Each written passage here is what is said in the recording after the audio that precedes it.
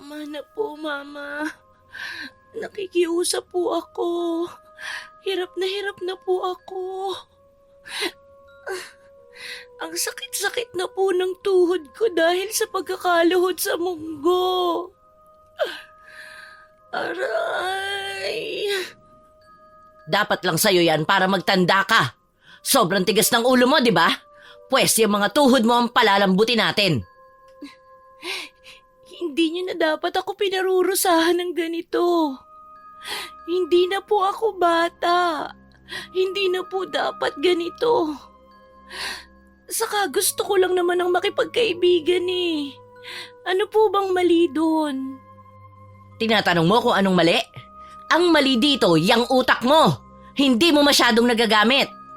Ilang beses ko ba sasabihin sa'yo na wag kang makikihalubilo at makikipagkaibigan sa mga taga rito, lalong-lalo na sa mga hampas lupa dyan sa labas ng mansyon natin? Mababait naman po sila. Hindi naman po nila ako ginagawa ng mali, kaya ano pong dahilan? Bakit kailangan ko silang iwasan? Maski ilang beses po ninyong sabihin sa akin yan, hindi ko po maiintindihan kasi wala kayong malinaw na paliwanag kung bakit. Abat, sinasagot mo na ako, ha? Ang gusto ko lang ay makinig ka naman sa amin. Wala ka na ibang ginawa sa bahay na to kundi ang maging sakit ng ulo namin ng papa mo. Ano ka ba naman, Osang? Para hindi na tayo tumagal, mag-sorry ka sa akin at mangako ka na hindi ka na uulit. Naku, kung hindi, malilintikan ka sa akin. Ano na naman bang ingay yan, Felipa?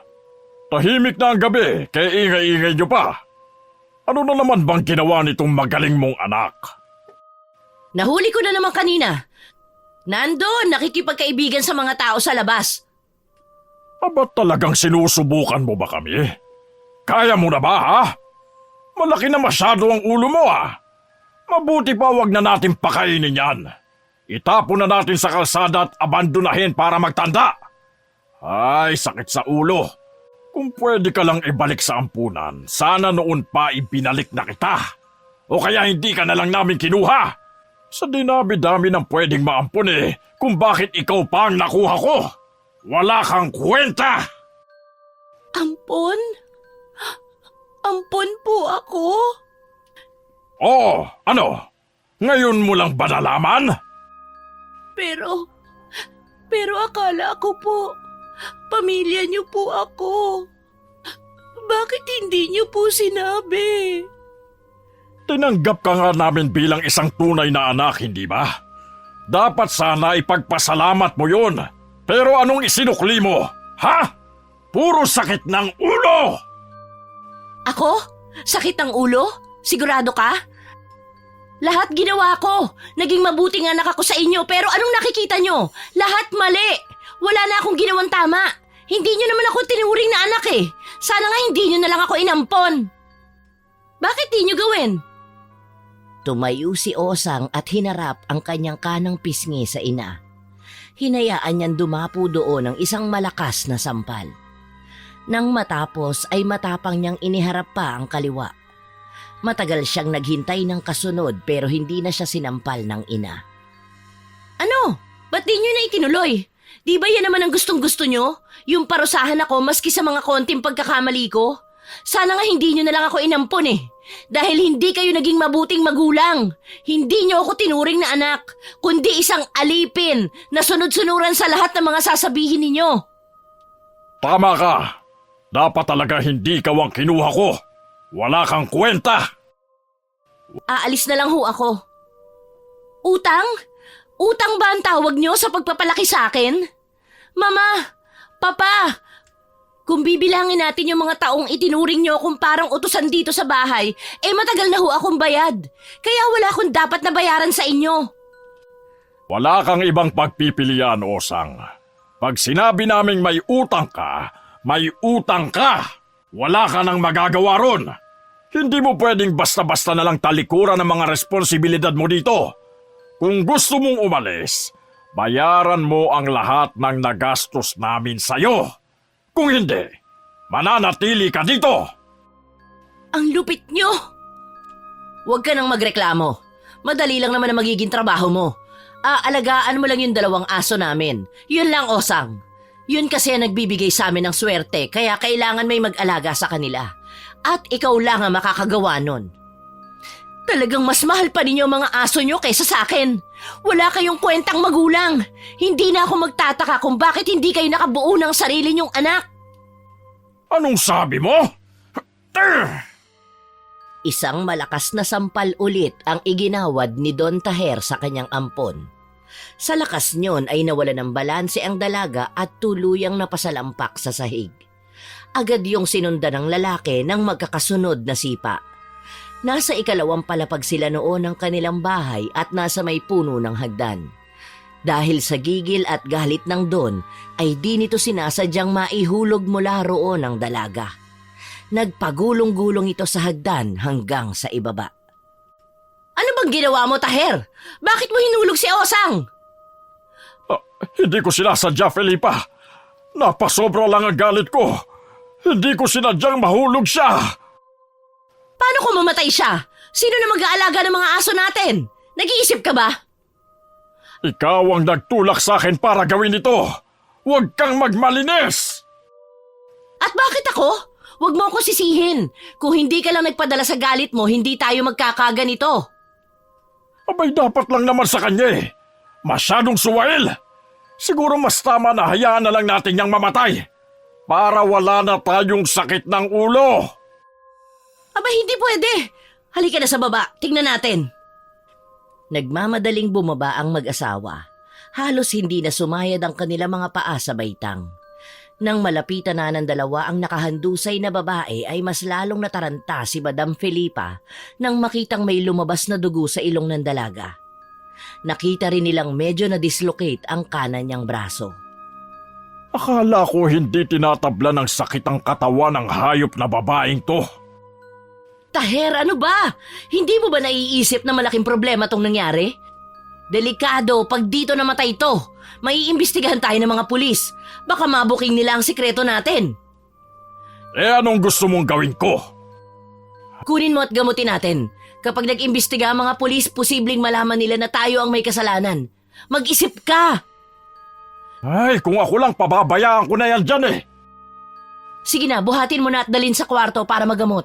Hindi siya pwedeng mamatay. Sige, pero Felipa, tandaan mo ha. Wala akong kasalanan dito. Pareho tayong may pananagutan.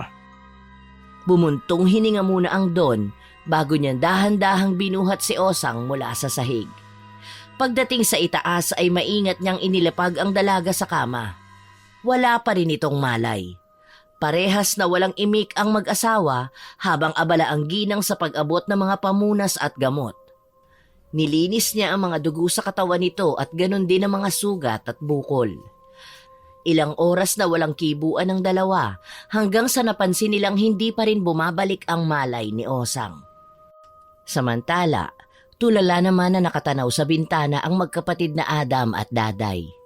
Kanina pa sila nakikinig sa mga ingay sa mansyon. Alam nila sa mga oras na yon kanina ay pinarurusahan o minamaltrato ng mag-asawa ang kaibigan nilang si Osang. Kinakabahan sila dahil ang ingay na yon ay bigla na lang nawala at nabalot ng katahimikan ang paligid. Adam, Daday, bakit hindi pa kayo natutulog? Gabi na. Saka sino bang tinatanaw-tanaw nyo dyan? Magkasabay na lumingon ang magkapatid na Daday at Adam sa gawin ng kadarating lang na inang si Aling Glenda. Galing ito sa kanilang kusina at katatapos silang na maghanda ng kanilang hapunan. Lumapit si Aling Glenda sa kinatatayuan ng mga anak nito at nakisilip na rin sa bintana. Oh, bakit kayo nakatitig dyan sa mansyon? Ano bang meron? Nag-aalala lang po kami sa kaibigan naming si Osang, inay. Masungit pala yung mama niya. Alam niyo kanina, pakaladkad siyang inuwi sa bahay. Dalaga na siya pero ba't ganun pa rin ang trato sa kanya? Maski nga bata, bihira ka nalang makakita ng ganung kalupit na magulang eh. Iba-iba naman kasi ang pagpapalaki ng magulang sa kanilang mga anak. Baka may nagawang mali ang kaibigan ninyo kaya ganun. Pero hindi pa rin yung tama, inay. Hindi dapat gawing dahilan ng kasalanan ng isang tao para saktan siya at ipahiya sa harap ng iba. Saka alam nyo, kanina pa namin naririnig yung kaguluhan sa loob ng mansyon nila. Nagsisigawan po sila tapos biglang tumahimik. Baka po may masamang nangyari na kay Osang. Hindi natin pwedeng pakialaman ang buhay nila, lalo na't bago lang sila rito sa lugar natin. Pero may ganun po ba talagang magulang, Nay? Alam mo, kung para sa akin, hindi rin talaga tama yun. Lalo na at mahal na mahal ko kayo. Pero tandaan mo, hindi natin alam kung bakit sila ganun dun sa kaibigan ninyo. Tiyak na may pinaghuhugutan yung mama niya kung bakit ganun ang trato kay Osang. Mabuti pa layuan nyo na lang siya para hindi kayo madamay kung sakali. Nakakaawa po kasi. Parang napaka-inosente niya. Tapos ang saya-saya niyang nakalabas ng bahay nila. Parang nakawala sa kural. Sumabat sa usapan ang nakababata nitong kapatid na si Daday. Sinabi nito sa ina na kung hindi na palalabasin si Osang ay siya na lamang ang bibisita sa mansyon para may makasama ang kanyang bagong kaibigan at ate na si Osang. Ikinuwento nito na pinapasok na siya doon. Tuwang-tuwa nitong sinabi na napakaganda ng bahay lalo na sa loob. Meron pa raw itong nakitang mga iba't ibang hayop na alaga sa likod bahay, kabilang na rito ang 2 malaking aso na may kakaibang kulungan. Tuwang-tuwa nitong sinabi na muli siyang babalik at humiling pa na sana ay hindi natulog yung mga aso. Nais daw niyang makipaglaro sa mga ito. Ay naku Dadang, yan ang wag na wag mong gagawin. Ayoko na nakikipaglaro ka sa hayop lalo na sa mga aso na hindi mo naman alaga. Baka makagat ka. Masakit ang kagat ng aso. Isa pa, di ba't kayo na rin na nagsabi na malupit ang mama ni Ate Osang? Paano kung mahuli ka niyang nandun sa bahay nila? Yan nga rin ho yung sinabi ko sa kanya noon, Inay. Baka mamaya pagbintangan pa siya magnanakaw dun. Kaya, wag mo nang uulitin ang pagpunta dun ha. Makinig ka sa aming dalawa ni Inay. Nalungkot ang mukha ng dalaga. Pero gayon pa man ay magkakasunod na tango pa rin ang isinagot nito. Nakampante naman ang binata nang makitang nakikinig sa kanya ang kapatid. Pagkatapos ay muling ibinaling ang paningin sa mansyon. Matulog na kayong magkapatid. Isarado mo na Adam ang bintana at pumasok na kayo sa loob. Hihintayin ko na lang ang inyong itay. Sumunod naman ang magkapatid na Adam at Daday sa utos ng ina. Isa-isa na itong nagpaalam sa nakatayong ginang at pagkatapos ay pumasok na sa kanilang mga silid. Naiwan si Aling Glenda sa sala. Hinihintay ang kanyang asawang si Mang Lando. Ang ama ni Adam ay nagtatrabaho bilang minero ng ginto sa bundok at madalas na umuuwi tuwing gabi o madaling araw. Nakasanayan na ni Aling Glenda ang maghintay sa kanyang asawa dahil hindi siya dinadalaw ng antok kapag hindi ito katabi. Hindi alam ng kanilang mga anak na mayroong ganong kinatatakutan ng kanilang ina. Takot ito sa gabi o sa dilim. Nagsimula ito nang magkaroon siya ng isang nakakatakot na karanasan na hanggang sa mga oras na yon ay hindi pa rin niya nakakalimutan. Kinabukasan, maagang gumayak si Adam para sa kanyang trabaho bilang mag-uuling ng kahoy at bao. Nagulat siya nang magpaalam sa mga magulang at makita ang kanyang bunsong kapatid na si Daday na papasok din. Alam niya na panghapon ang klase ng dalaga sa ika-4 na baitang ng sekundarya. Pero sinabi nitong may kailangan tapusin na proyekto, kaya pumayag ang kanilang mga magulang na pumasok ito ng mas maaga. Laking gulat pa nila nang bigla silang niyakap ni Daday ng mahigpit. Isang bagay na hindi naman ito karaniwang ginagawa. Bago kayo umalis, yung bilin ko sa inyo palagi ha. Huwag magpapaabot ng gabi sa labas ng bahay. Lalong-lalo ka na, Daday. Kailangan palagi kang mag-ingat. Mamaya may makasalubong kayong aswang sa daan. Tay naman, mga dalaga't binata na po kami. Hindi na po kami bata para maniwala pa sa mga aswang. Ginawa lang po ang kwentong yan katulad nung kay Santa Claus na hindi naman totoo. Anong hindi totoo? Totoo ang aswang, Adam. Sa maniwala ka sa hindi, nakakita na ako noon. Totoo sila. Hindi ako maniniwala hanggat hindi ako mismo makakakita. Ay, wag mo nang hangarin kasi nakakatakot. Sige po. Sorry po, Itay. Saka isa pa yang si Daday. Paminsan-minsan ay sunduin mo naman at tingnan. Dalaga na ang kapatid mo. Mahirap na, Adam. Nauuso na naman dito sa atin yung mga nawawalang tao. Opo, Itay. gagawin ko po ang sinasabi ninyo. Si inay po ba gising na? Natutulog pa. 3:00 ng madaling araw na ako dumating kagabi. Baka napuyat saka hihintay niya sa akin, kaya hindi ko na muna ginising. Ganun po ba? O sige po itay, mauna na po kami ni daday. Kapag po nagising na lang si inay, pasabi na lang po na umalis na kami ha. Naglakad na ang dalawa palabas ng kanilang bahay. Pagtapat nila sa gate ng mansyon ni Osang ay nagkatinginan ng magkapatid. Nagkasundo silang kumustahin ang kanilang bagong kaibigan. Ngunit bago yon ay napansin ni Adam na suot ni Daday ang iniregalo niyang pamusod nung nakaraang kaarawan nito. Bagay na bagay talaga yan sa'yo. Kapag suot mo yan, mas lalo kang gumaganda. Nagiging kamukha na kita. Nagtawa na ng dalawang magkapatid. Pagkatapos nilang magbiruan ay tinawag na nila si Osang. Tao po! Tao po! Osang! Osang, nariyan ka ba? Panay ang tawag ni Adam pero walang sagot mula sa loob ng mansyon. Ang tanging narinig nila ay ang malalakas na alulong ng mga aso mula sa likod bahay. Parang nagkagulo ang mga ito dahil sa ingay ng ginawa niyang pagtawag. Nakakatakot naman yung mga alulong ng aso. Parang may...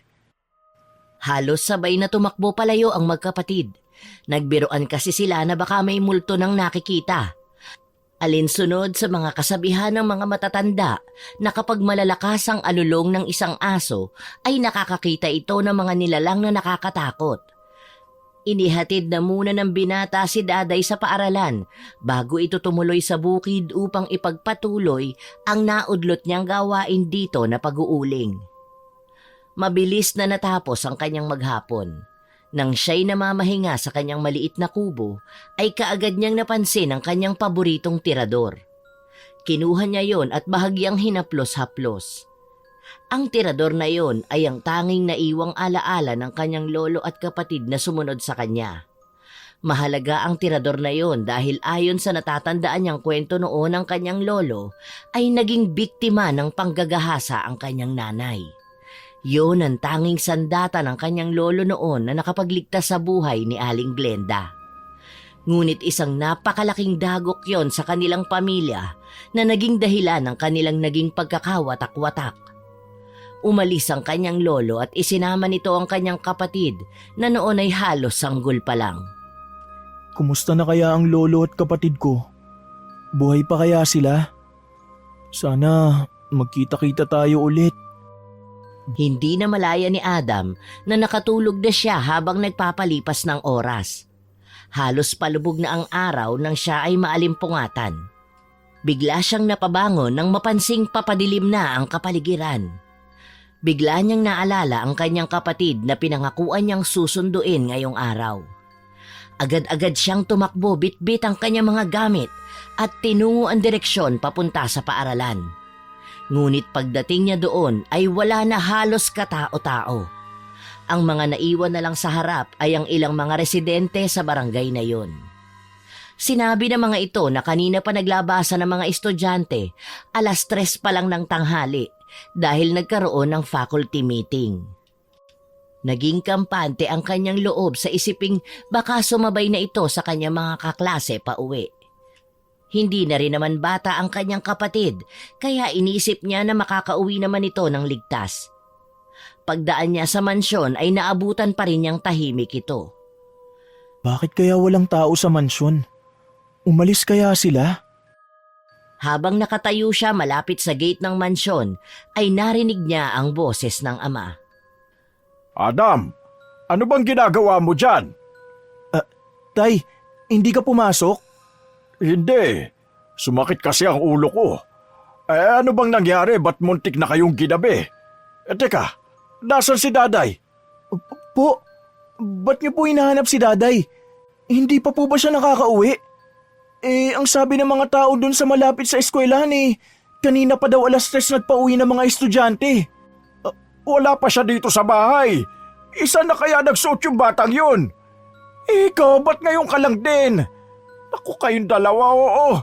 Hindi na kayo nakikinig sa mga bilin ko Hanapin ko na lang po at baka nagpunta sa mga kaklase niya. Posible niyang gawin yun pero hindi niya magagawang magpaabot ng ganitong oras. Sa inyong dalawa, ikaw lang naman ang pasaway pagdating sa oras ng pag-uwi. Ano bang pinag-uusapan yung dalawa dyan? Parang kanina pa kayo seryoso Kaya napilitan ako lumapit dito sa inyo kasi nag-aalala na ako. Ano bang nangyari? Yung dalaga mo, hindi pa umuwi. Ano? Papagabi na. Diyos ko, hanapin ninyo ang anak ko. Baka kung ano mangyari sa kanya. Nay, relax. Hayaan po ninyo. Hahanapin po namin siya. Ngayon lang ginawa ito ni Daday. Si Osang, tinanong mo na ba? Baka naman dumaan sa mansyon ng kapatid mo. Tanungin mo nga. Imposible pong nandyan siya, inay. Kanina pa po umaga walang tao sa mansyon. Mabuti pa ako na lang ang maghahanap at magtatanong-tanong dyan. Baka naaya lang ng kaklase. Dumito ka na lang sa bahay Adam, at samahan mo nanay mo. Pag naunang umuwi dito si Daday, sabihin mo mag-uusap kami ng masinsinan. Aalis na sana si Mang Lando, ngunit napansin itong may dalang maliit na plastic ang anak. Ano ba yan? Wala po, itay. Mga kung anik-anik ko lamang po sa bukid. Ganun ba? O sige, alis na ako. Nakikiusap ako, Lando. Ibalik mo dito ang anak mo, ha? Huwag kang titigil hanggat hindi mo siya nahahanap. Oo, hahanapin ko siya. Huwag kang mag-alala. Bago umalis si Adam sa harap ng gate at bago makaalis ang kanyang ama, sinulyapan muna niya ang bintana ng kwarto ni Osang. Pakiramdam niya ay may isang tao na nakatayo roon, tahimik na nagmamasid mula sa likod ng kurtina. Halos mandiit ang kanyang mga mata habang tinutukoy kung talagang meron nga bang tao roon. Gusto pa sana niyang lumapit pa ng bahagya, pero dahil narinig na niya ang tawag ng kanyang ina na nag-aaya na, ay sumunod na rin siya sa paglalakad pa uwi. Ngunit habang naglalakad siya hanggang sa makarating sa kanilang bahay, ay dala niya ang bigat ng pakiramdam na tila talagang may tahimik na nagmamasid sa kanya mula sa malayo. Nawala lang ang alalahanin niyang yon nang mapansin niya ang kanyang ina na hindi mapakali at panay ang tanaw sa labas. Ayos ka lang ba, inay? Mukha ba akong ayos? San ba kasi nagpunta yung kapatid mo na yan? Lago talaga sa akin yan pag uwi niya. Relax lang po kayo. Mahanap siya ni tatay. Ikaw nga umamin sa akin. May boyfriend na ba yung kapatid mo? Naku, hindi ko alam. Wala naman po siyang naikukwento sa akin Ano ba, inay? Umupo na nga muna kayo. Nahihilo na po ako sa kaiikot niyo Maghintay na lang po tayo. Ano kaya kung sundan mo na lang ang tatay mo para dalawa kayong maghanap sa kanya? Hindi pwede. Kailangan may maiwan na kasama niyo dito. Hindi po kayo pwedeng mag-isa, sabi ni tatay. Naghintay pa ang mag-ina. Ngunit habang tumatagal ang oras, mas lalong tila nagkakaroon ng tensyon sa loob ng kanilang pamamahay. Pasado 8:00 na ng gabi pero wala pa rin. Hindi pa rin umuwi si Daday at wala pa rin ang ama ng kanilang tahanan. Diyos ko, mag-aalas 8 na ng gabi. Kung project lang yun, anak. Kung sakali man na gumawa sila ng project, hindi dapat ganito katagal. Maghintay pa po tayo ng konti. Bakit pakiramdam ko parang may mali? Parang hindi ko kayang umupo lang dito at maghintay. Baka may nangyari na sa kanya. Paano kung masama na? Huwag po kayong mag-isip ng ganyan. Masyado lang siguro tayo nag-aalala kasi hindi tayo sanay na hindi siya umuwi na maaga. Pero baka bukas pagtatawanan na lang natin to kasi ligtas namang makakauwi si Daday. Magtiwala lang po tayo na ligtas siya. Hindi mo naiintindihan. Iba ang pakiramdam ko ngayon. Parang may masamang mangyayari. Ay, sana umuwi na siya. Nasusobrahan na lang po kayo sa pag-iisip, inay. Mali na isipin nating may masamang nangyari sa kanya kaagad. Mapapanatag lang ako pag andito na siya. Ikukuha ko po muna kayo ng tubig. Nagmamadaling nagtungo si Adam sa kusina, ngunit pagbalik niya ay wala na si Aling Glenda. Binalot ng kaba ang kanyang dibdib nang makitang umalis ang kanyang ina nang hindi nagpapaalam. Kaagad niyang inilapag ang baso at sinundan ito sa labas. Nakita niya ito nakausap na noon ang kararating niyang ama. Naroon at nakayakap na ang kanyang ina at iyak ng iyak. Itay, anong balita? Napuntahan ko na ang lahat ng mga kaibigan at naging kaklase ng kapatid mo. Pero wala. Hindi ko siya nahanap. Walang makapagsabi kung saan siya nagpunta, anak. Ang lahat ng sagot nila sa akin, umuwi na daw siya dito sa bahay. Kung umuwi siya, nasaan? Bakit hindi natin makita, Lando? Nasaan ang anak natin? Dito sa mansyon. Baka narito siya sa mansyon. Osang! Osang! Imposible po yun, inay. Wala po yatang tao dyan. Sang-ayon ako. Sa buong maghapon ay hindi ko napansin na may tao dyan. Nakatulog nga lang ako kanina kaya hindi ko alam kung may dumating na ba o wala pa. Gusto ko lang makasigurado. Baka kasi nandyan siya eh. Hindi natin kilala pa ang mga taong nakatira dyan. Ito yung huling usapan natin kagabi, di ba? Si Osang at kung gaano kalupit yung mga magulang niya. Baka kasi pumasok siya rito at nahuli siya. Natigilan sila sa pagsasalita nang makarinig ng mga malalakas na tahol. Ngunit bukod sa mga yon ay wala na silang iba pang makitang aktibidades sa loob. Ano ho kaya kung pumasok na ako, itay? Bukas naman po itong gate eh. Huwag anak. Baka mamaya may nakawalang aso dyan, mapahama ka pa. Baka talagang wala sa loob ang iyong kapatid. Baka kailangan na nating i-report sa mga pulis ang pagkawala ng ating anak, Lando. 24 oras ang kailangan bago maitalang missing ang isang tao. Ano? Bukas pa tayo pwedeng humingi ng tulong sa mga pulis? Lando, hanapin mo si Daday. Ibalik mo ang anak natin. Tuluyan ang napalugmok sa kinatatayuan si Aling Glenda. Naghihisterical na at napahagulgol na ng iyak. Lumuluha na ring napayakap si Adam sa kanyang ina. Ramdam na ramdam niya ang panginginig ng buong katawan nito. Halika na, tumayo ka na dyan. Umuwi muna tayo saka ako babalik sa bayan para hanapin ang anak natin. Kumalma ka lang muna. Hinila ni Mang Lando ang braso ni Aling Glenda. Si Adam naman ang umalalay sa ina para makatayo. Ang anak natin, baka napahamak na siya. May awa po ang Diyos, inay. Hindi niya hayaang mapahamak ang kapatid ko. Wala nang tugon ang lumabas sa labi ni Aling Glenda. At nagpa siyang maglakad na papauwi habang walang tigil ang pag-agos ng kanyang mga luha. Ngunit hindi pa sila nakalalayo sa harap ng gate ng mansyon ni Osang nang biglang umalulong ng malakas sa mga aso. Sabay sa tunog ng isang alulong na tila nagmumula sa pinakamalaking hayop na narinig nila. Napalingon silang tatlo sa direksyon ng 5 aso na nagkukumpulan sa labas ng mansyon. Tila balisa at naghahanap ng kung ano. Anong alulong yun, inay? Gutom ang mga aso. Mabuti pa, pumasok na tayong lahat sa bahay. Hindi ako mapalagay sa mga alulong na yan at sa nangyayari ngayon. Mas ligtas tayo sa loob. Tahimik silang tatlo na naglakad pa uwi ng kanilang bahay. Habang naglalakad sila ay patuloy pa rin ang pag-iingay ng mga aso. Mas nakakadagdag ng kilabot at takot yun sa kanila para sa kalagayan ni Daday. Dumagdag pa ang kakaibang malamig na hangin na dumadampi sa kanilang mga balat. Pagdating nila sa pintuan ay nagmamadaling binuksan yun ni Mang Lando at inalalayan ng kanyang asawa na makapasok.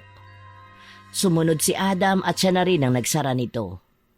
Yun ang pansamantala nilang proteksyon laban sa nakababahalang pag-alulong ng mga aso. Nagpaalam na rin si Mang Lando na muling hahanapin ang anak at hindi raw ito uuwi hanggat hindi nakikita si Daday. Muli ay naiwan ng mag-ina. Natatakot ako sa maaaring mangyari sa kapatid mo. Baka maulit sa kanyang nangyari sa akin noon. Inay, huminahon ka. Huwag po kayo nag-iisip ng negatibong bagay sa mga oras na ganito. Hindi po mangyayari ang nasa isip ninyo. Wala nang ibang maisip si Adam kung paano pa niya pagagaanin ang loob ng kanyang ina. Tahimik siyang umupo sa tabi nito Habang si Aling Glenda ay walang tigil sa pagtingin sa labas ng bintana, naghihintay ng balita tungkol kina Mang Lando at Daday. Nay, magpahinga na po kayo. Baka bukas ng madaling araw bumalik na si tatay at si daday. Hindi po tayo matutulungan ng sobrang pag-aalala. Maya-maya, sa biglang pagbaling ng kanyang mga mata sa labas, ay nakita niyang sandaling lumiwanag ang kwarto ni Osang sa kabilang bahay. Inay, dyan po muna kayo at pupuntahan ko muna ang bahay ni Osang. Mukhang nariyan na po siya dahil maliwanag na ang bintana sa kwarto niya. Sige anak, sana nga naririyan lang si Daday at nalilibang lang makipag-usap kay Osang. Sige po, Inay.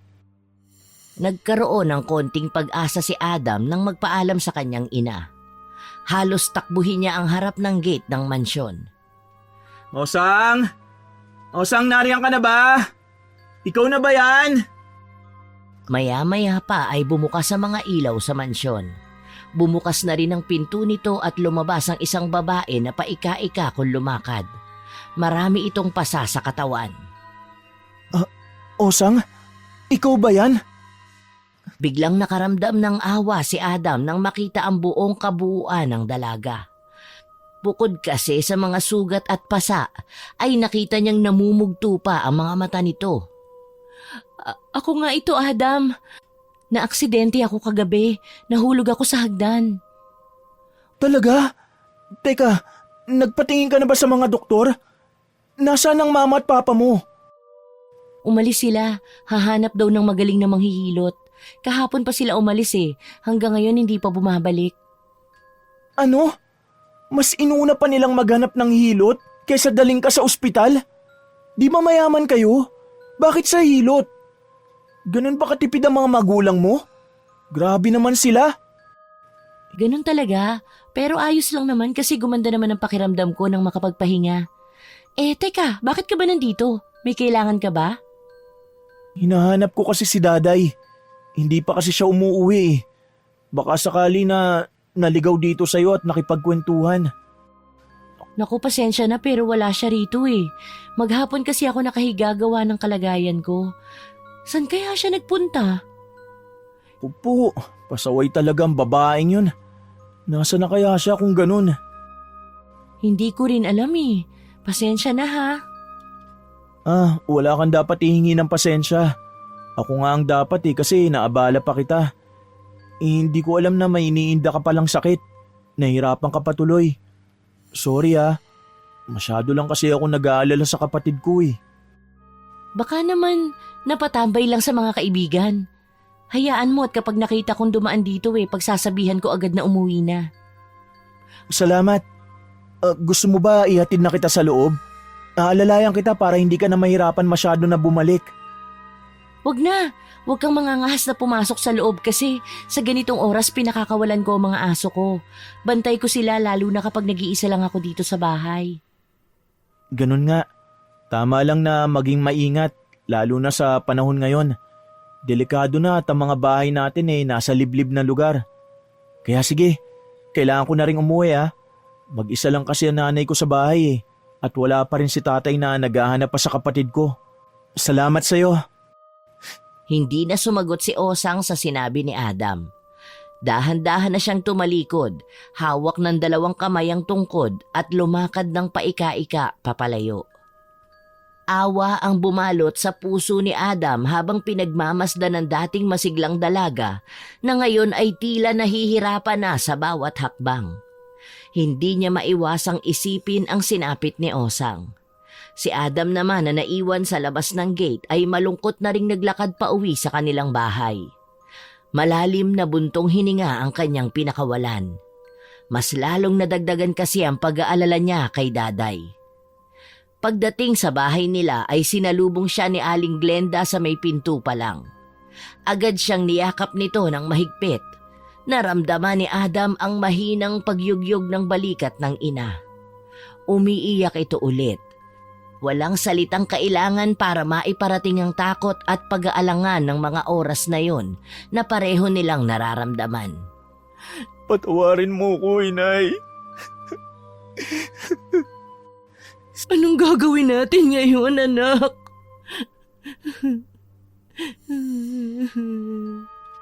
Si Itay na lang po ang pag-asa natin. Mabuti pa po ay magpahinga na kayo. Tutulong po akong maganap sa kanya bukas ng umaga. Huwag na po kayong mag-alala. Makikita rin natin siya. Makalipas ang ilang oras ay matyagang nag-antay si Adam sa kanyang ama. Ngunit dahil malalim na rin ang gabi ay nakatulog na siya nang di namamalayan sa kanilang sofa. Naalimpungatan lang siya nang makarinig ng mga kaluskos mula sa labas. Pupungas-pungas siyang bumangon. Nang silipin niya ang labas ay naroon na ang kanyang ama at may mga kasamang mga kalalakihan. Agad na bumundol ang matinding kaba sa kanya nang makita ang eksenang yon. Mabilis niyang binuksan ang pinto at hinarap ang mga yon. Mabuti at gising ka na. Maaari ka bang magpakulo ng tubig, anak, para makapagtimpla ng kape itong mga kasama ko? Si Daday po. Mamaya na natin pag-usapan, anak. Sige na, gawin mo na lang muna yung pinapagawa ko. Tumalima naman agad si Adam sa ama. At nang maiahin na niya ang kape sa mga tanod, ay doon muli niyang hinarap si Mang Lando. Ano pong nangyari sa paghahanap nyo? Bakit wala pa rin si Daday? Yun nga eh. Nagawa ko ng suyurin ng lahat maski ang mga posibleng pagsuotan niya at nagtanong-tanong na rin kami kagabi ng mga kasama ko at walang nakakita sa kapatid mo. Maliban sa mga daan na pauwi dito sa bahay natin. May mga nakakita raw talaga sa kanya na umuwi na siya. Pero nakapagtataka na hindi siya nakarating sa bahay. Imposible naman po yun. Ano yun, magic? Totoo, anak. Nagpatunay pa yung panaderya dyan, oh. Ang sabi nila, bumili daw sa kanila si Daday ng tinapay kahapon. Naka-uniforme at may bit-bit na bag. Saan po natin hahanapin yan si Daday? Pupunta kami mamaya sa gubat. Sa gubat? Ano po bang iniisip nyo? Bakit kayo maghahanap sa gubat? Ano, Itay? Iniisip nyo ba na maaaring may masama nang nangyari sa kapatid ko? Teka, ano yung narinig ko? May masama bang nangyari sa anak ko? Ano? Bakit biglang ayaw niyo na magsalita? Nasaan si Daday? Patatagin niyo ang loob niyong dalawa. Maghahalugog kami sa gubat para kahit man lang, kahit ano pa man. Ang mahalaga ay mahanap natin siya, buhay man o patay. Anong sabi mo? Anong patay? Diyos ko, Lando! Huwag naman sanang ganon! Pakiusap, iuwi mo sa akin si Daday ng buhay! Hindi nagtagal ay may dumating pa silang ibang mga kasama. May mga bitbit silang mga itak at sandata, panlaban sa mga hayop sa gubat. Glenda, pumasok ka muna sa loob ng bahay at isara ang pinto at mga bintana. Sandali ka lang namin iiwan dito, ha? At hahanapin namin ang anak natin. Oo, Lando. Mag-iingat kayo, ha? Tara na, Adam. Sasama tayo sa kanila. Bago sila umalis ay kinapa ni Adam ang kanyang bulsa upang siguraduhin na may bitbit din siyang sandata katulad ng mga kasama niya. Ang tirador ng kanyang lolo.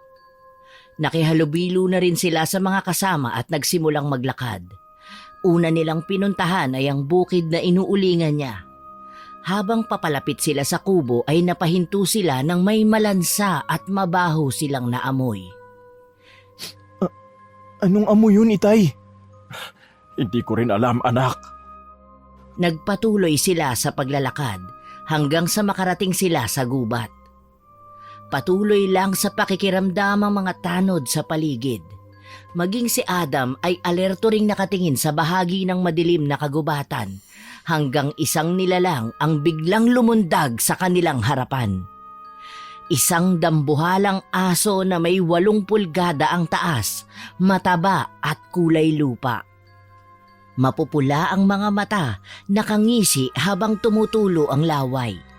Kapansin-pansin ang dugo sa bibig nito at may nakasabit pang tenga ng tao.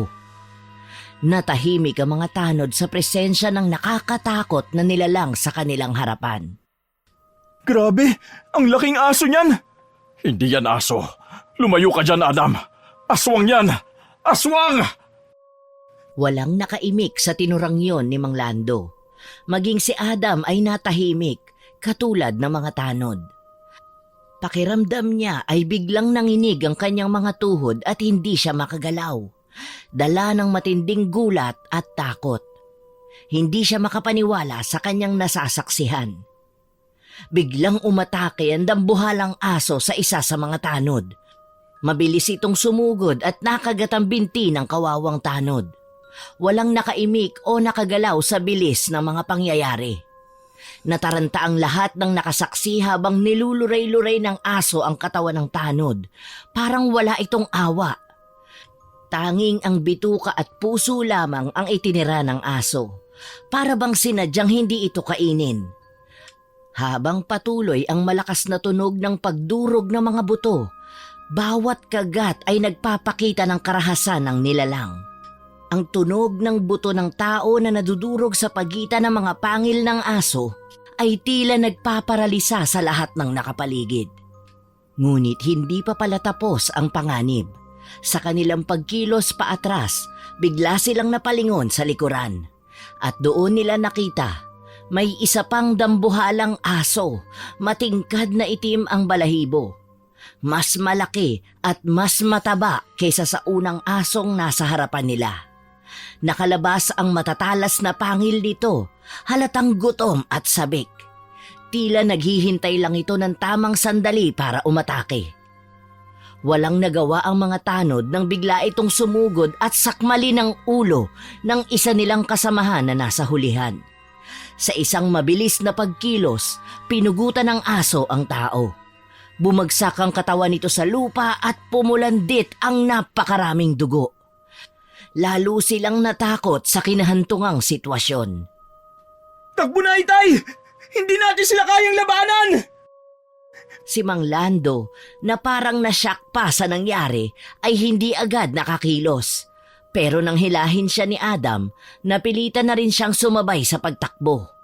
Nagsitakbuhan silang lahat, habang umaalingaw-ngawang alulong ng mga dambuhalang aso. Bilisan mo, Itay! Paano si Daday? Sa ngayon, Itay, kailangan natin makalayo. Hindi natin matutulungan si Daday kung mapapatay tayo ng mga halimaw na yan.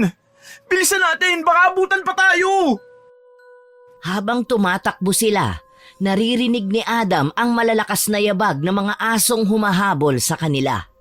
Nanginginig na rin siya sa kaba, pero wala siyang ibang pagpipilian kundi patuloy na hilahin ng kanyang ama na hirap na sa paghinga. Adam, hindi ko na kaya. Hindi pwede, Itay! Dali, takbo pa! Matulin at malaki ang naging mga hakbang sa pagtakbo ng mag-ama. Determinado si Adam na matakasan ang bagsik ng mga halimaw na tila sila ang sinundan.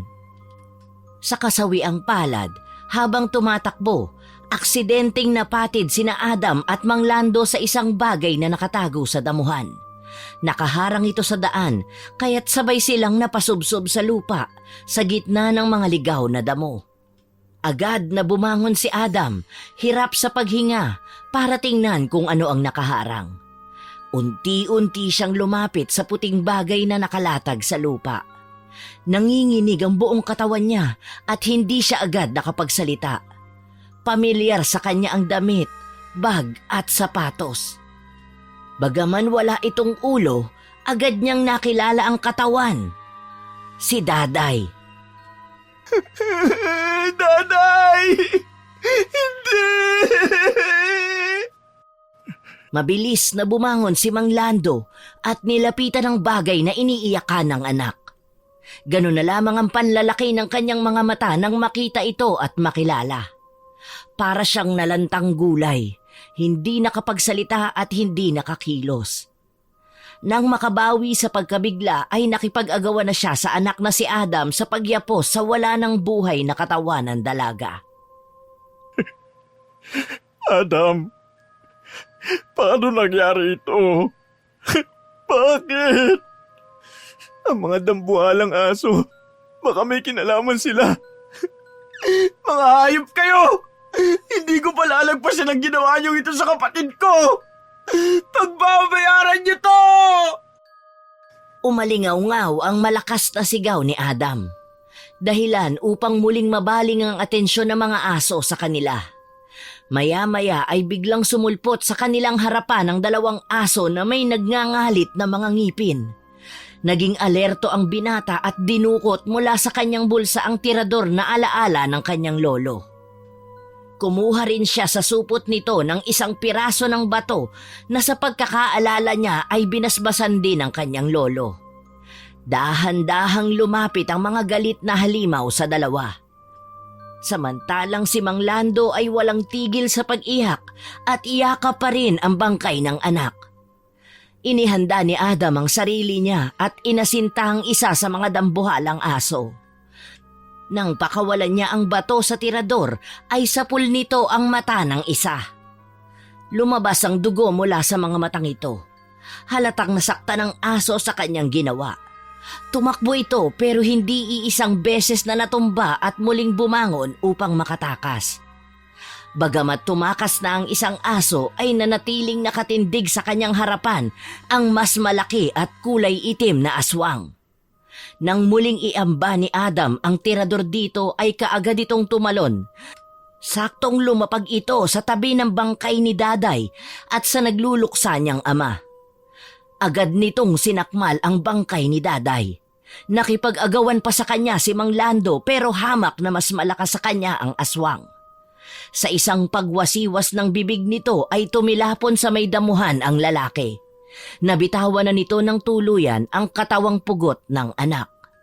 Naging mabilis ang mga pangyayari.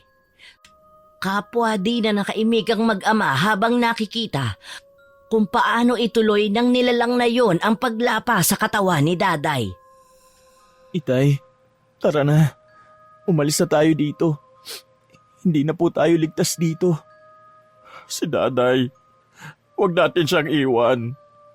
Hindi po pwede. Mabangis ang aswang na to. Baka tayo naman ang isunod niya. Paano na ang inay? May iwan siyang mag-isa. Kaya halina kayo.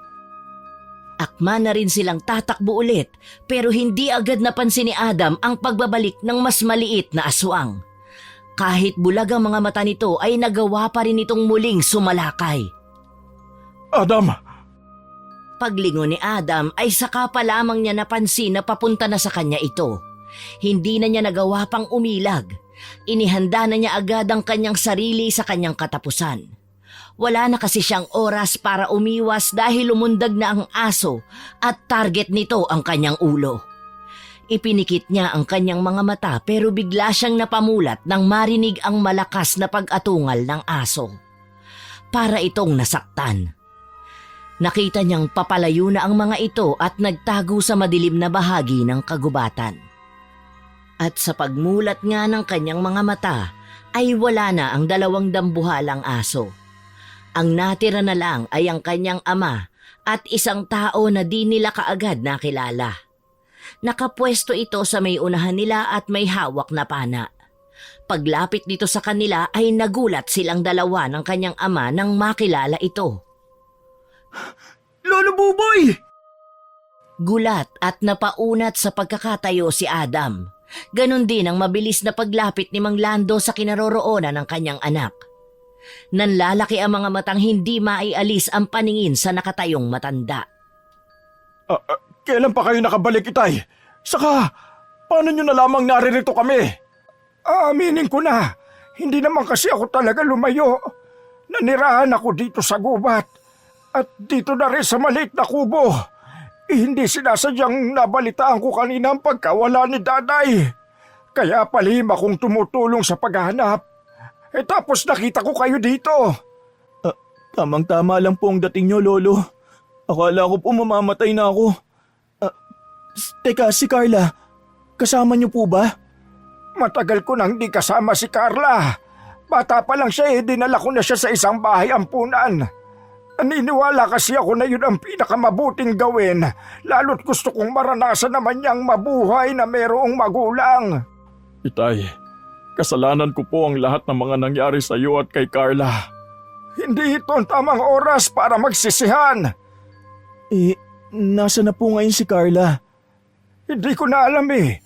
Wala namang impormasyon na ibinigay sa akin ng ampunan. Confidential daw yun. Basta ang sabi lang nila sa akin, naampunan ng mag-asawang walang anak ang kapatid mo. Sandali, lumiliwanag na. Mabuti pa ay umuwi na muna tayo.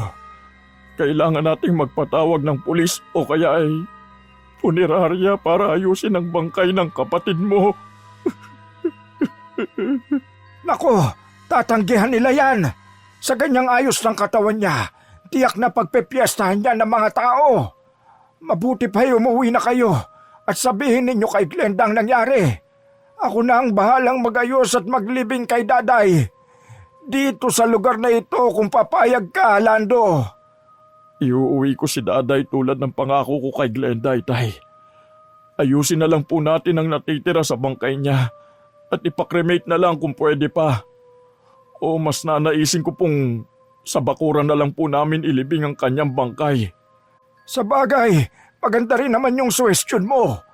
Ikaw naman ang ama kaya ikaw ang magdedesisyon kung ano ang mas nararapat. Nakakalungkot lang na hindi ko man lang nahawakan o nakilala ang apo ko. Kailangan nating mabigyan ng hustisya ang pagkamatay ni Daday. Oo, gagawin natin yan. Lo, ano ho bang klaseng nilalang ang mga yun? Mga nilalang sila na tulad ng saswang. Ang kaibahan nga lang wala silang kakayahang magpalit ng anyo tulad ng mga pangkaraniwang aswang. Kung ganun para lang silang mababangis na aso na kumakain ng tao? Ganun po ba? Oo, parang ganun na nga. Kung gayon, baka sila din ang dahilan kung bakit maraming mga kabataan ang nawawala dito sa baryo natin. Kailangan nating ipaalam ito kaagad sa mga taga-baryo para sa pag-iingat. Ang mga ganyang klase ng nilalang ay may nagmamayari sa kanila. Kailangan nating mahanap kung sino ang mga taga rito na nag-aalaga ng mga yon. Pero bakit sila nag-aalaga ng ganun? Perwisyo ang atid nila sa tao. Hindi ba sila natatakot na baka sila naman ang patayin ng mga yon? Hindi sila papatayin ng mga dambuhalang aso dahil hindi ito kumakain ng kanyang mga kauri. Ibig sabihin, aswang din po yung mga nag-aalaga sa mga yon? Eksakto! Tay, kung gano'n ay umuwi na tayo. Tiyak na nag-aalala na si Glenda. Itay, paano natin sasabihin sa kanya nangyari? Hindi ko alam. Bahala na. Kayo na lamang ang umuwi. Ako na lang ang magbabantay dito. Tumanggi ang matanda dahil hindi pa raw sapat ang lakas ng loob niya para makipagtagpo sa kanyang anak. Naintindihan naman ito ni Mang Lando. Pagdating ni Mang Lando sa kanilang bahay ay kapwa sila tahimik.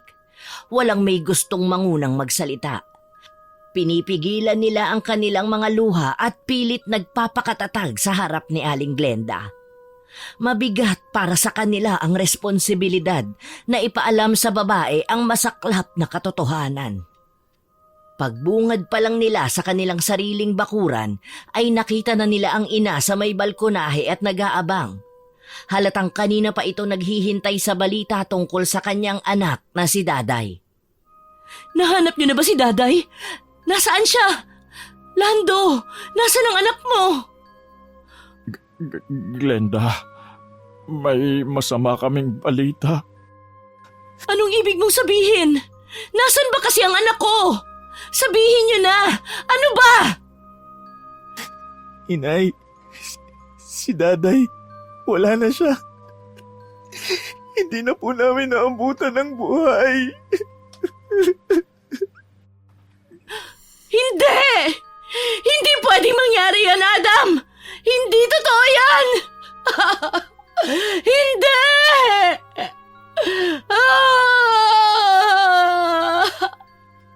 Glenda, pasensya ka na. Wala akong nagawa. Napaluhod sa lupa si Aling Glenda at nanginginig ang kanyang katawan habang humihiyaw sa sakit. Lumapit si Adam at niyakap ang kanyang ina. Diyos ko! Bakit? Bakit ang anak ko?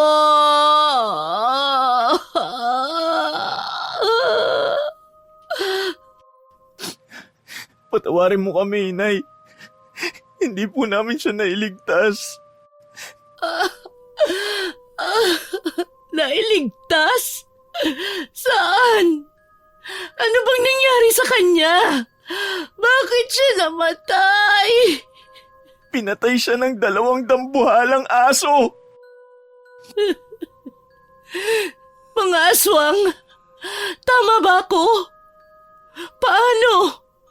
Bakit nagkaroon ng aswang dito sa baryo? Hindi na po namin alam kung paano, Inay. Pero ito po ang may papangako namin, Itay, sa inyo. Hindi kami titigil hanggat hindi nakukuha ang hustisya sa pagkamatay ng kapatid ko. Pagkalipas ng 3 araw ay nailibing na si Daday. Kalat na sa buong baryo ang nangyari sa kanya. At lahat ng mga magulang na nawawala ng anak ay nakiiyak din dahil hanggang sa mga oras na yon ay hindi pa rin nila nahahanap ang kanika nilang mga anak. Nahihintakutan silang baka nilamon na nito ang kanilang mga anak. Lalo pa at nagpatunay ng kaganapang yon ang 2 pang tanod na nabiktima rin ng 2 dambuhalang aso. Isang umaga, dala ang isang tray ng pagkain. Huminto si Adam sa tapat ng pinto ng dating kwarto ni Daday. Magmula nang mawala ang kanyang kapatid, palaging nagkukulong doon si Aling Glenda. Tila umaasa na maririnig o makakausap pa rin si Daday sa loob ng silid. Bago pumasok, huminga muna si Adam ng malalim, pinipilit maging matatag para sa kanyang ina. Pagpasok niya, nakita niyang nakaupo si Aling Glenda sa gilid ng katre. Nakayuko at tila malayo ang tingin. Dahan-dahang lumapit ang binata at inilapag ang bitbit na pagkain sa lamesita. Inay, kumain ka na po. Ayoko. Inay, manghihina kayo kapag hindi kayo kumain. Wala akong gana, Adam. Masamang-masama ang loob ko sa pagkawala ng kapatid mo. Tumayo si Adam, nilapitan ng ina at naupo sa tabi nito. Mahigpit niyang hinawakan ang kamay ni Aling Glenda. Pinipilit damayan nito kahit alam niyang walang salita ang makakabawas sa sakit. Alam ko po, masakit din po para sa akin. Pero kailangan nating maging malakas para kay Daday. Tiyak kung hindi niya magugustuhan na makitang pinahihirapan natin ang mga sarili natin. Nararamdaman niya po ito. Nakikita. Gusto niyo po ba na malungkot siya? Muling natahimik si Aling Glenda. Pilit na pinipigil ang mga luhang nagbabadyang pumatak. Alam niyang tama si Adam, pero ang bigat ng kanyang nararamdaman ay tila walang katapusan. Lulugulugong lumabas ng silid si Adam. Tulala siya at kailalim ng kanyang iniisip. Lumabas siya ng bahay at hindi na malaya na nasa tapat na siya ng gate ng mansyon. Parang bigla ay naramdaman niyang gusto niya ng kausap. Sakto namang nasilip niya na nagpapakain ng mga aso ang kanyang kaibigan. Magandang araw, Osang. Pwede ba akong pumasok? Napahinto si Osang sa pagkakayuko habang pinapakain ang kanyang mga aso. Napatayo ito at tumingin kay Adam na nakatayo sa labas ng gate. Hinugasan muna ni Osang ang kanyang mga kamay, saka lumapit. Pasok ka! Habang hinihila ni Osang ang hawakan ng gate para papasukin si Adam. Napansin ni Adam na maayos na ang lakad dito at maging ang kanyang mga pasa ay unti-unti na ring gumagaling. Mabuti naman at mukhang ayos ka na. Hindi pa ba bumabalik ang mga magulang mo? Hindi pa rin. Pinapadalan lang nila ako ng panggastos. Mabuti na rin yun. At least hindi nila ako sinasaktan araw-araw. Mas tahimik ang buhay ko. Siya nga pala. Nakikiramay ako sa nangyari kay Daday. Salamat, Osang. Malungkot talaga ang nangyaring yun sa kapatid ko. Hindi namin inaasahan na gano'n ang magiging kapalaran niya. Gusto mong tulungan kita dyan sa ginagawa mo? Naku, wag na. Hindi ka nila gaanong kakilala. Baka magwala sila. Tapos na rin naman ako sa kanila. Yung 2 kong aso, mamaya ko nalang papakainin kasi natutulog sila kapag araw. tara sa loob. Ano, gusto mo ba ng kape o juice? Kape na lang siguro, Osang. Salamat ah. Masiglang sumunod si Adam kay Osang papasok sa loob ng mansyon nito. Pagpasok niya sa sala, agad niyang napansin ang kalinisan at kaayusan ng paligid. Puno ng mga antigong kasangkapan ng sala. Ngayon lang siya nakapasok sa loob at talagang namangha siya sa kagandahan ng lugar. Nauna si Osang patungo sa kusina upang ipagtimpla siya ng kape. Sinamantala naman ng binata ang pagkakataong yun upang mas lalong makapagmasid sa paligid. Aksidenteng napukaw ng kanyang pansin ang isang pamilyar na bagay na nasa sahig. Yun ang paboritong pamusod sa buhok ni Daday. Kilala niya ito dahil sa palamuti nitong isang maliit na paru-paro. Isa pa ay regalo niya ito sa kapatid nung huling kaarawan nito. Kinuha niya ito at pinaikot-ikot sa kanyang palad. Nang padating na si Osang ay bigla niya itong itinago sa kanyang bulsa. Narito na ang kape mo. Saka ito, ipinagbalot kita ng ulam na niluto ko kanina. Bigyan mo si Aling Glenda ha. Masarap yan kasi bata ang baga at puso na ginamit. Salamat. Bakit parang namumutla ka? May sakit ka ba? Ha? Wala no? Osang, pwede ba akong magtanong? Oo naman. Ano yun? Nung nawala si Daday, talaga bang hindi siya nagawi dito sa inyo? Hindi ba kayo nagkita? Sinabi ko na sa iyong hindi, di ba? Bakit naman pupunta ang kapatid mo dito may sakit nga ako noon at hirap bumangon, di ba? Binunot muli ni Adam ang tali ng buhok ng kapatid mula sa bulsa. Iniabot yon kay Osang upang ipakita ang bagay na napulot niya sa sahig. Itinaas niya yon sa harap ng dalaga at agad niyang napansin ang biglang paglikot ng mga mata ni Osang. Dito ko ito nakuha. Sa sahig sa sala. Paano ito napunta rito? Saglit na natahimik si Osang.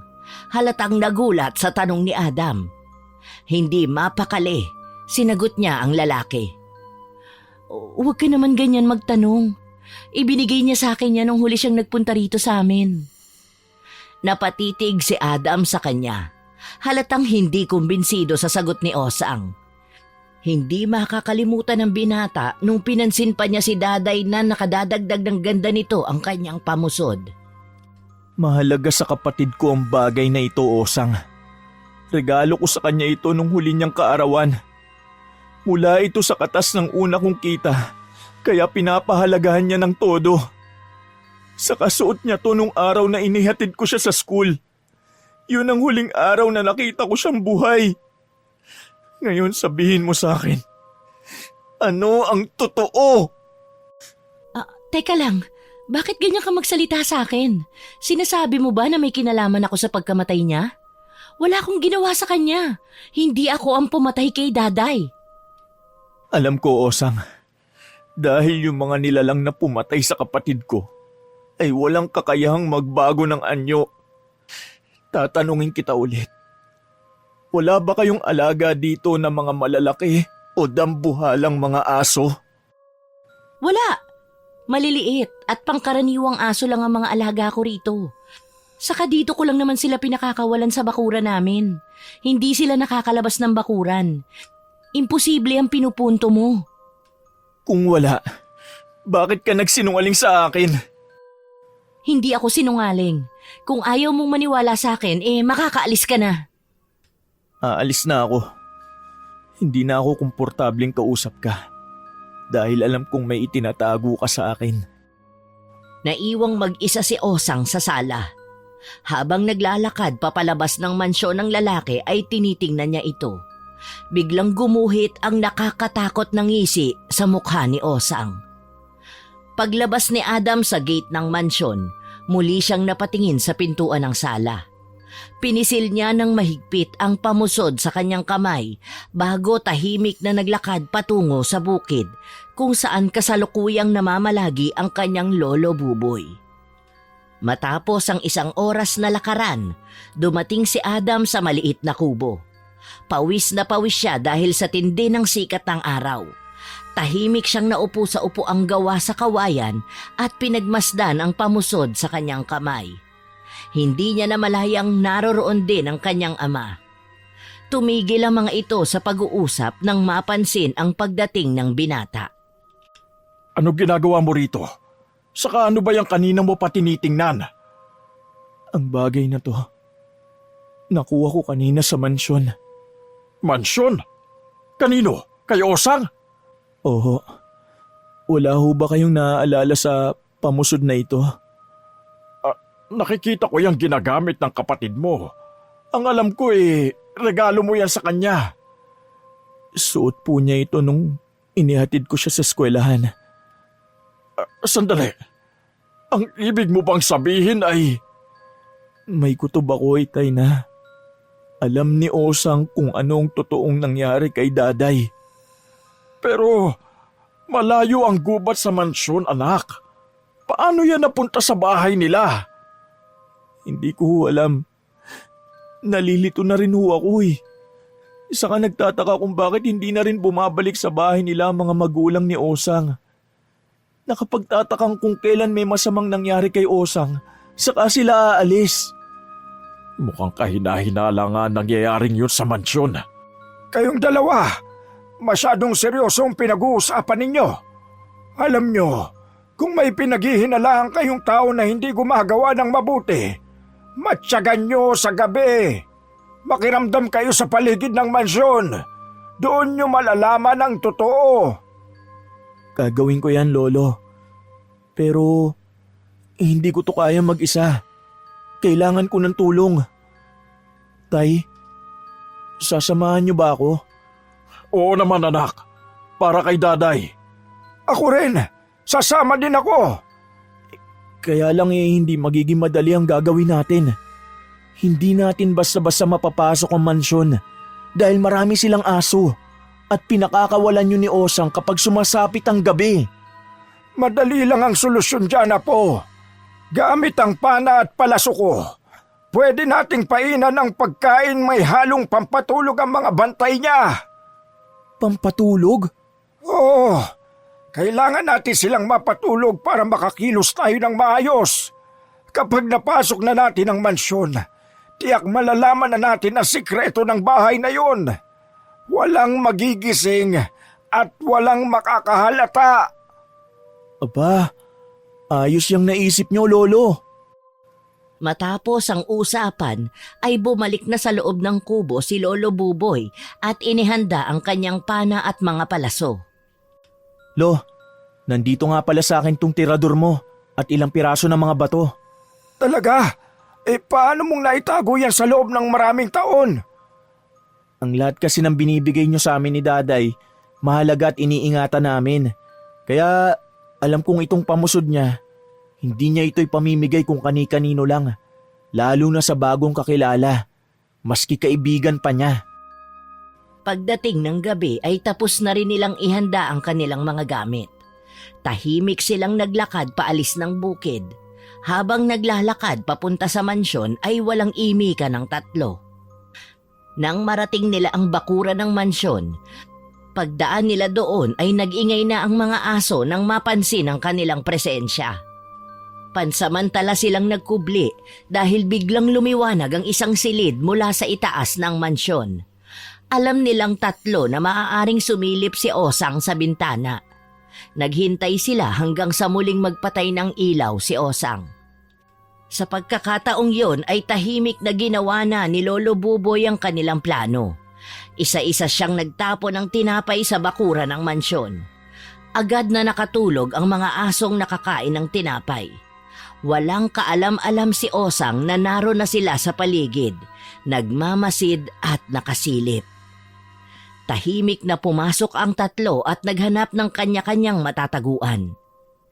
Ilang minuto rin ang nakaraan ay nakita nilang lumabas ang dalaga. Tinungo nito ang isa pang malaking gate sa may bandang gilid ng kanilang mansyon. Nakapadlock yon. Ibinabasaglit ni Osang ang kanyang hawak na sako at binuksan ang gate. Ngunit habang ginagawa niya yon ay hindi niya namalaya na mali ang pagkakababa niya ng sako. Nakabukas ito. Dahil doon ay gumulong ang isang bagay na bilog mula sa loob ng sako. Ano yun? Ulo ng tao? Itay, hinaan mo ang boses mo. Baka marinig tayo. Ngunit ang angas ng tatlo ay biglang naglaho nang mabuksan na ni Osang ang gate. Tumambad kasi sa kanilang paningin si Aling Glenda na nakatali ang mga kamay at may busal sa bibig. Hinihila ni Osang ang tali na para bang turing niya kay Aling Glenda ay isang aso o hayop. Biglang napatayo si Adam at muntik nang hindi makapagpigil kung hindi lamang sa kanyang lolo ay baka nabuking na sila ni Osang. Kalma ka lang. Makakagawa tayo ng paraan para mailigtas ang iyong ina. Paanong napunta dyan si inay? Hindi ko alam. Bakit ito ginagawa ni Osang? Huwag kayong maingay. Ano bang kinakatakot nyo? Isang babae lang naman ang kalaban natin. Kayang-kaya nating tatlo yan. Pero nagulat sila nang biglang lumabas mula sa gate na yon ang dalawang dambuhalang aso. Ang parehong halimaw na nakasagupa nila sa gubat. Nanlaki ang mga mata ni Adam dahil muling nanumbalik ang takot na naramdaman nung una silang magkaharap ng mga asong yon. Nakita nilang sumusunod ang mga aso sa mga utos ni Osang. Itay, baka mapahamak si Glenda. Hindi pa ba tayo kikilos? Hindi ko kaya manood na lang dito habang nasa panganib si inay. Inilabas ni Adam ang tirador at binalahan ito ng bato. Balak niyang tumayo at sumugod. Pero bago pa man siya makagalaw, narinig niya ang boses ni Osang mula sa harapan. Habang nagsasalita ito ay tahimik lang na nakaupo ang mga aso. Kaagad napansin ni Adam na bulag ang isang mata ng isang halimaw, kaya sigurado na siyang ito ang mga hayop na sumalbahe sa katawan ng kanyang kapatid. Pasensya na ho kayo, pero gutom na kasi ang mga alaga ko. Tumalikod si Osang at nilapitan ang kanyang mga alagang dambuhalang aso. Kung hindi ko sila pakakainin, ako ang kakainin nila at hindi ko hahayaang mangyari yun sa akin. Habang nakatalikod si Osang ay panay ang ungol ni Aling Glenda. Kapansin-pansin din ang paglaki ng kanyang mga mata na parang may gustong sabihin. Ano bang gusto mong sabihin? Ba't ang ingay mo? Inalis nito ang busal sa bibig ng ginang. Pwede ba ako magtanong sa'yo? Ikaw ba totoong anak ng mga nakatira rito? Kasi ang balat mo sa paa, parang kamukha ng aking anak na si Carla. Ano? Hindi. Sinasabi mo bang posibleng anak mo ko? Paano? Hindi ba't si Daday at Adam lang naman ang anak mo? May anak pa akong isa pero... Pero ano? Ipinamigay mo na parang tuta, ganun ba? Biglang lumabas si Lolo Buboy sa kanyang pinagkukublihan at kinausap si Osang. Hindi siya ang nagdala sa'yo sa ampunan. Ako! Ikaw? Oo, ikaw nga. Natatandaan kita. Bakit mo ginawa yun? Kasi hindi kita kayang alagaan. Matanda na ako, Carla. At pangarap ko na lumaki kang may kikilalaning magulang. Pero bakit ganon? May sarili naman ako magulang, di ba? Ba't niyo ako nilayo sa kanila? Bakit? Ayaw niyo ba sa akin? May mali ba sa akin? Walang mali sa'yo, anak. Ako ang may kasalanan. Hindi kita magawang alagaan noon kasi bunga ka ng pananamantala sa akin ng isang lalaki. Hindi kita nun kayang alagaan kasi galit na galit ako sa nangyari sa akin. Masaya ba kayo sa ginawa niyo? Lumaki akong binubugbog at inaalila ng mga taong umampon sa akin. Kung ano ako ngayon, sila ang may gawa. At sa mga panahong kailangan ko ng kakampi, tanging ang mga dambuhalang aso na ito ang naging kakampi ko. Yung mga nag-alaga sa'yo, anong klaseng tao sila? Mukhang marami kang alam tungkol sa mga alaga ko, tanda. Tama ka nang iniisip. Aswang ang dalawang yun.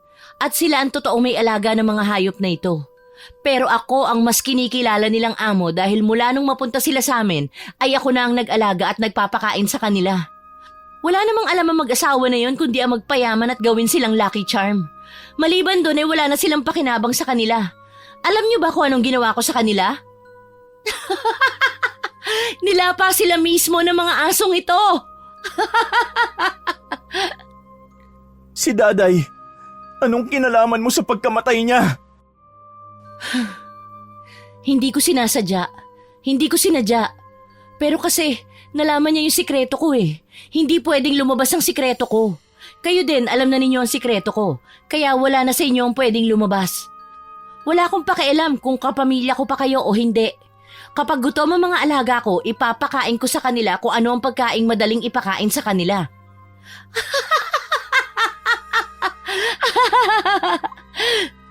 Huli na nang mapansin nilang nakaangil na sa kanila ang dalawang aso.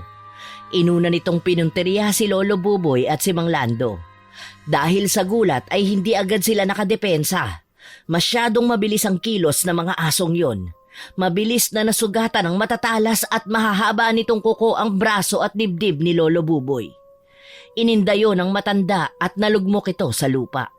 Hindi naman makaalis si Adam sa tabi ng ina dahil nag-aalangan din ito na baka ito naman ang atakihin ng nababaliw na niyang kapatid.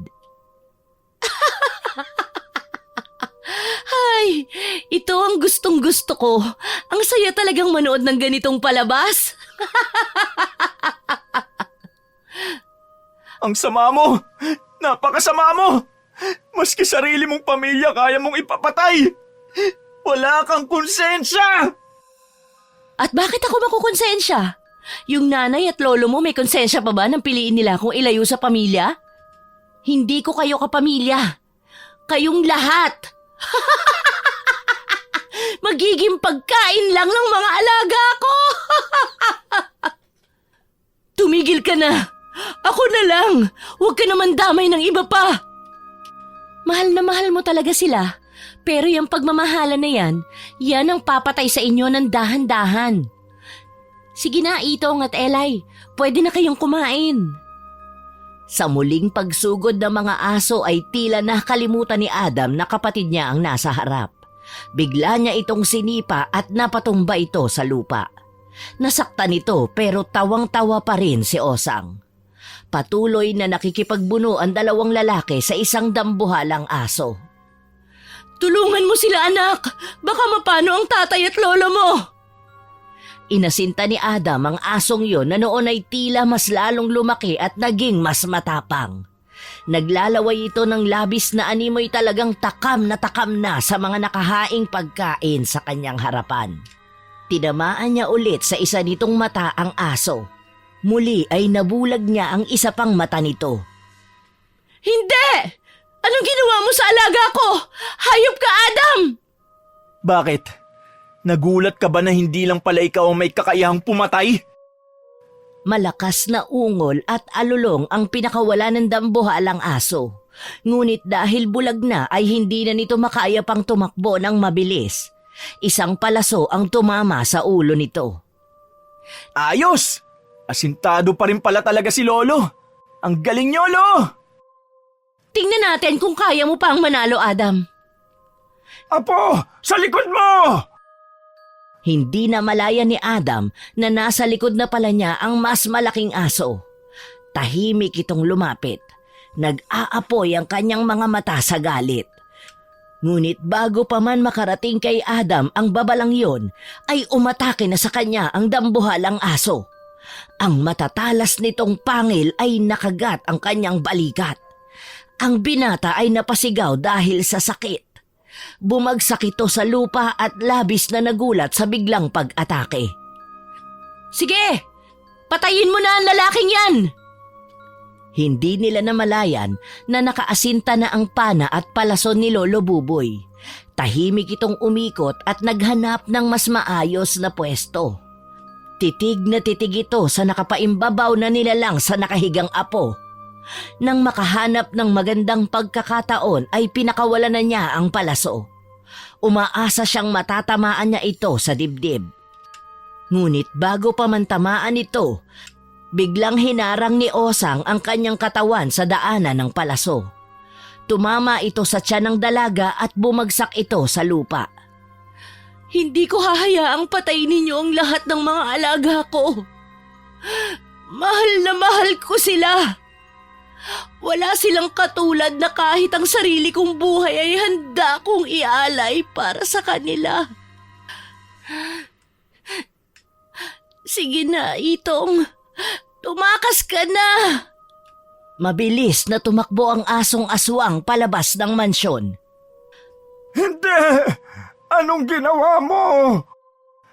Habang nakahandusay si Osang sa lupa, patuloy na bumubulwak ang dugo mula sa sugatang tiyan.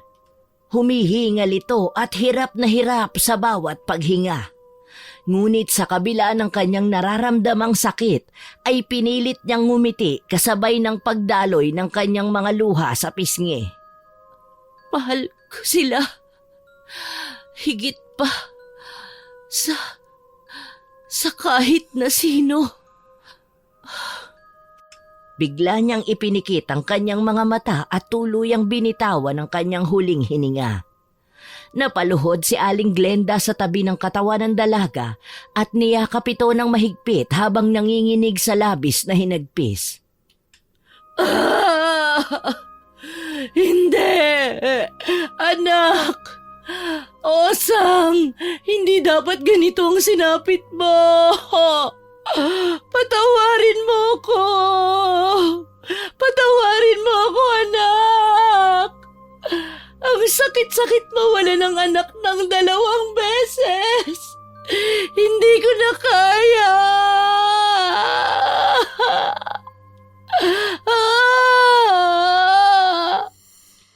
Si Lolo Buboy ay lumapit kay Osang. Nakuyom nito ang kanyang mga kamao dahil sa matinding emosyon na pinipigilan.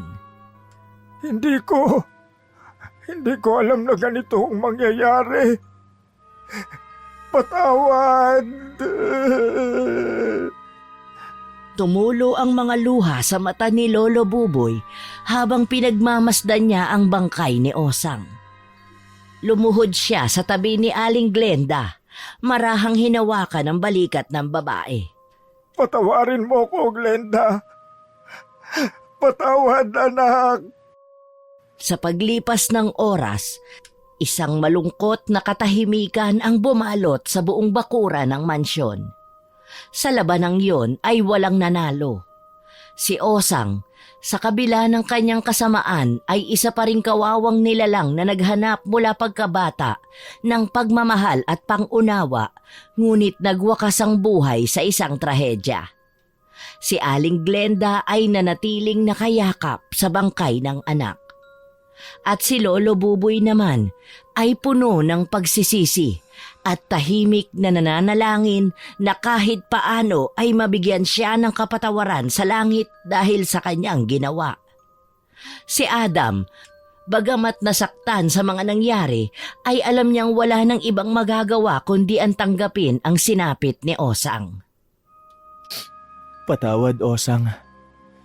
Naway makatagpo ka ng kapayapaan sa lugar na iyong pupuntahan.